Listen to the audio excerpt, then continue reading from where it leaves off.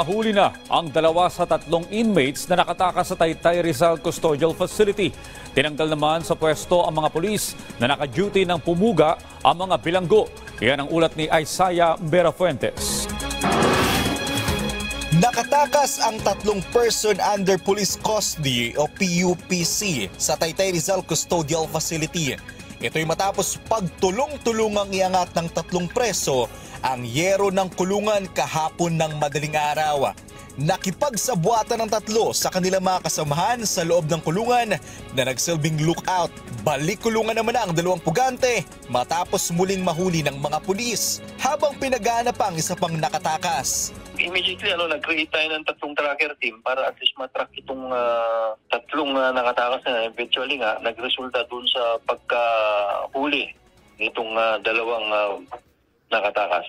Isa sa kanila ang may kaso ng paglabag sa Section 11 ng RA 9165 at ang isa naman ay ang paglabag sa Section 5 at 11 ng RA 9165 o Comprehensive Dangerous Drug Act of 2002. Habang ang isa pa ay may kasong paglabag sa RA 10591 o Comprehensive Firearms and Ammunition Regulation Act. Ayon sa mga pulis, nakikipagtulungan na ang pamilya ng isa pang puganteng tumakas na pinaghahanap pa rin ng mga pulis. Sa mga kamag-anak o sa mga kakilala nitong isa pang nakatakas, kung mayroon ay pagbigay alam agad sa ating kapulisan kung saan naroon ito nang sa ganoon ay atin itong mahuli. Sinubukan ng PTV News na kausapin ng 2 pugante, subalit hindi na piniyagan ng media na makapasok pa sa custodial facility. Ito raw ay may kaugnayan sa order ng human rights. Ngunit kapansin-pansin na ang custodial facility ng Taytay Rizal ay tila isang malaking covered court lamang.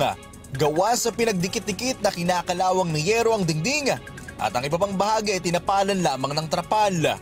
May mga CCTV naman na nakakabit sa lugar.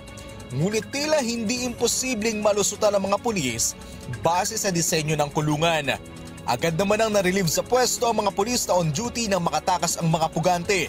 At posible rin silang maharap sa kaso administratibo at kasong kriminal.